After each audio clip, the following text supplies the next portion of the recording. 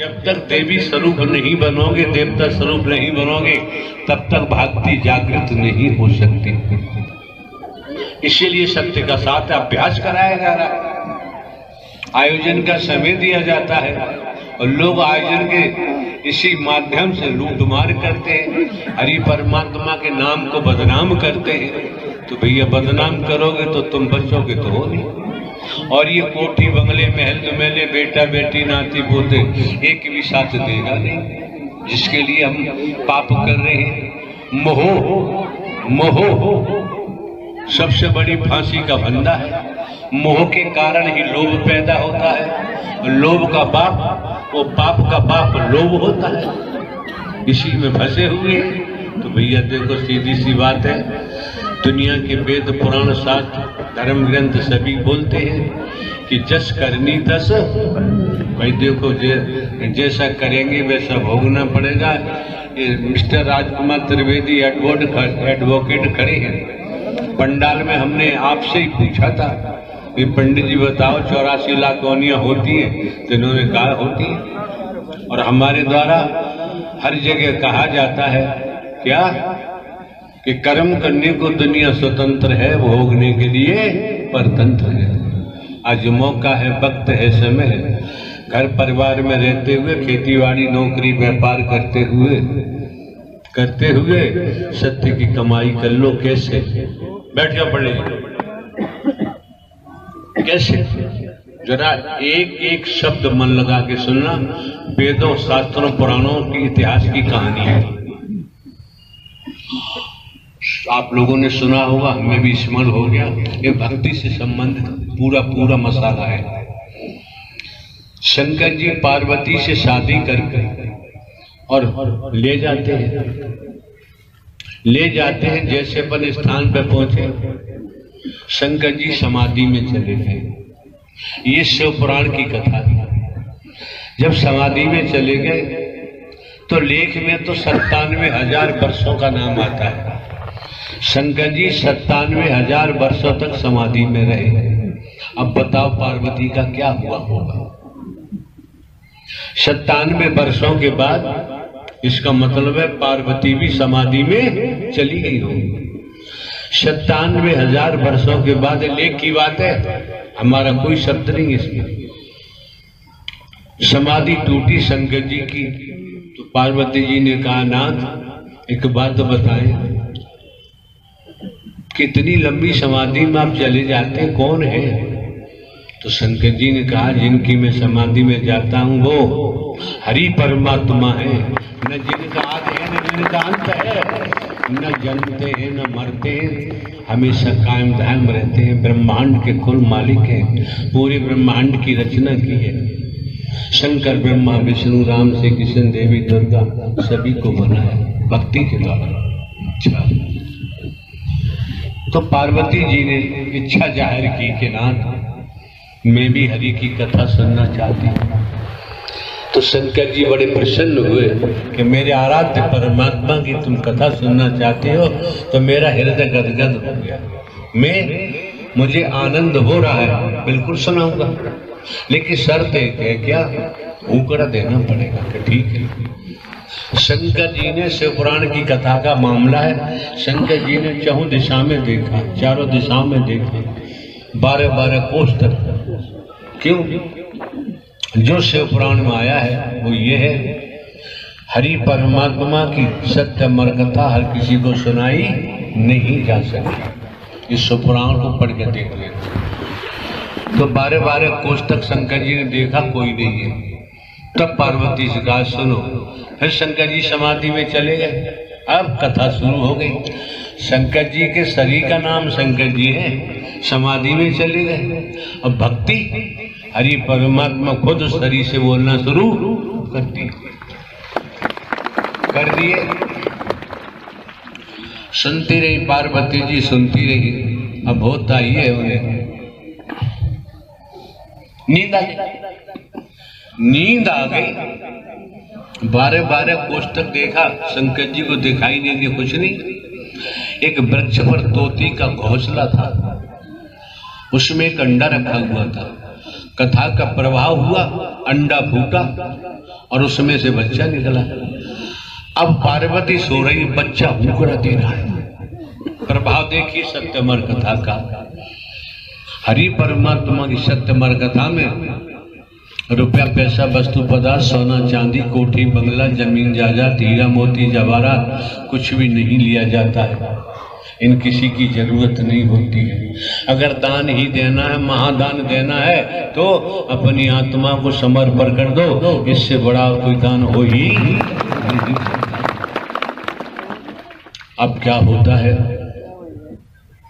शंकर जी ने उठाया त्रिशूल और तोता उड़ा, और शंकर जी पीछे पीछे तोता उड़ता हुआ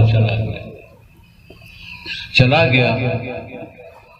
वेदव्यास की धर्म पत्नी छत पर खड़ी हुई अपने केसों को संभाल नहीं थी। उन्हें जमाई आई और तोता को मिल गया मौका, तो वेदव्यास की पत्नी के मुखमंडल के द्वारा अंदर चला गया। शंकर जी लिए त्रिशूल खड़े रहे, जब कब निकलेगा छोड़ूंगा नहीं। इतिहास तो कहता है 10-12 साल हो गए, शंकर जी हटे नहीं। तुमने हरि परमात्मा की कथा सुन कैसे ली? छोड़ूंगा नहीं, मार डालूंगा। वेदव्यास ने आके प्रार्थना की शंकर जी से, तो शंकर जी से कहा कि भोलेनाथ एक बात बताओ, जब आपके मुख, अब हाँ बात आती है आपके मुखमंडल से, दुनिया के मुंह से नहीं, आपके मुखमंडल से जब तोता ने हरि परमात्मा की सत्यमर कथा सुन ली है, तो क्या आप इसका वध कर सकते हैं? तब शंकर जी को होश आया। सही बात है, मैं तो क्रोध में था। क्रोध ठंडा हुआ, शंकर जी वापस चले गए। अब शंकर जी वो वेदव्यास की धर्मपत्नी ने कहा बेटा बाहर निकल या, शंकर तो गए। अंदर से आवाज आती मैं बाहर नहीं आऊंगा। क्यों? अगर मैं बाहर आता हूं तो मुझे माया लग जाएगी। माया के बारे में सत्यमर कथा हरि की मैंने सुनी है, मैं बाहर नहीं आऊंगा। बहुत प्रार्थना की बाहर आए, नंग मनंग चल दिए, बहुत रोकते रहे। वेदव्यास की धर्मपत्नी रोकते रहे, लेकिन वो रुके नहीं। किसी जलाशय के किनारे जाके बैठ गए, झोपड़ी भोपड़ी बनाई, वहां रहने लगे। लंबी कहानी हम आपको सूक्ष्म में सार बता रहे हैं, जो हमको स्मरण हो रहा है। राजा परीक्षित जो अर्जुन का नाती, पांडवों में अर्जुन का नाती, राजा परीक्षित ने किसी ऋषि के गले में मरा हुआ सर्प डाल दिया। उसका बेटा भी ऋषि था, लेख ऐसा कहता है, वैदिक काल का इतिहास बताता है। गले में डाल दिया तो ऋषि के बेटे ने श्राप दे दिया, जा 7वें दिन तुझे तक्षक नाम दस्ट लेगा, तू मर जाएगा।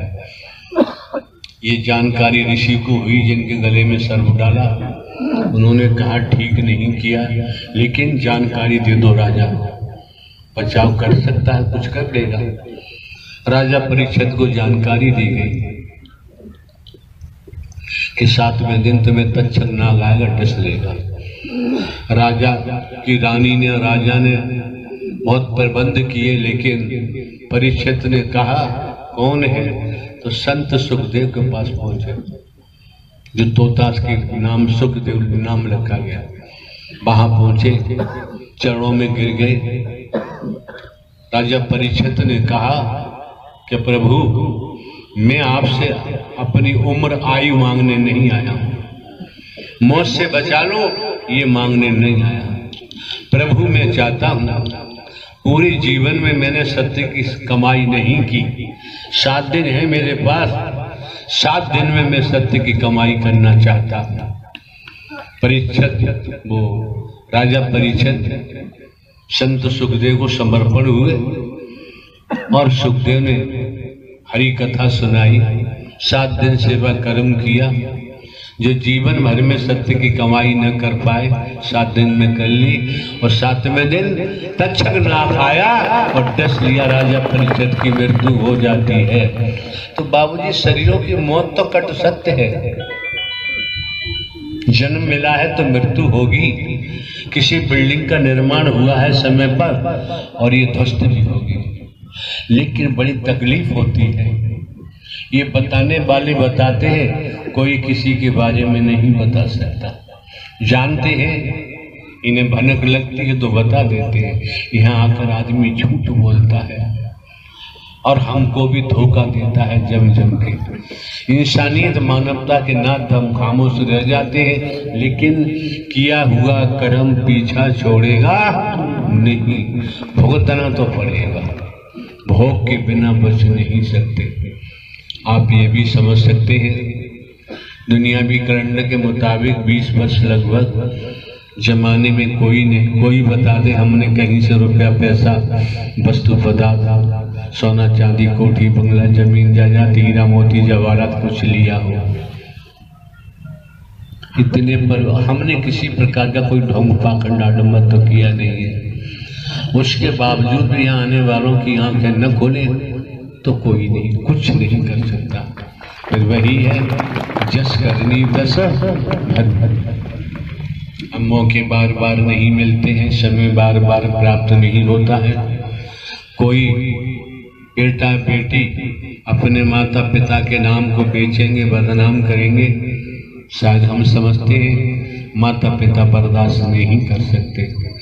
हरि का नाम जो बेच रहे हैं और जो बेरुपया बने तुम्हारे बीच घूमते हैं, तुम लोग रुपया पैसा इकट्ठा करते हो, खुद खाते हो, उनको देते हो, तो तुम भी पापी हो गए और वो भी माँ पापी हो गए। बाबूजी बचाओ संभव नहीं, हम थोड़ी बोल रहे हैं। अभी जिंद बाबा ने बताया है, जिंद बाबा ने बताया, ब्रह्मदेव ने बताया है।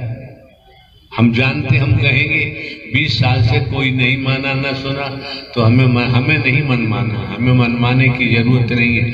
हमारा अपना कर्तव्य कर्म है, वो हम ईमानदारी निष्ठा से कर रहे हैं, पूरा निर्वहन कर रहे हैं। हमें किसी से मनवाने की जरूरत नहीं है। ये बैठी हम इनसे भी नहीं मनवाते। तुम्हारी मर्जी है, जैसा चाहो वैसा करो, जैसा तुम्हारी मर्जी है, तुम्हारी आपकी सबकी इच्छा है। हम किसी के जीवन में दखलंदाजी नहीं करते। जो जिसे अच्छा लगता करेगा, लेकिन परिणाम तो उसके सामने आएगा, दूसरे के सामने नहीं आएगा। किसी पर उत्साह उमंग का भजन आता तो है, भेड़ चाल नहीं, किसी पर उत्साह उमंग भक्ति रस में डूबा भाई। याद ये भीड़ क्यों उठ रही है? ये सब सुनने के बाद भी आप लोगों की अकल में नहीं आता ये दृश्य में क्या क्या बताते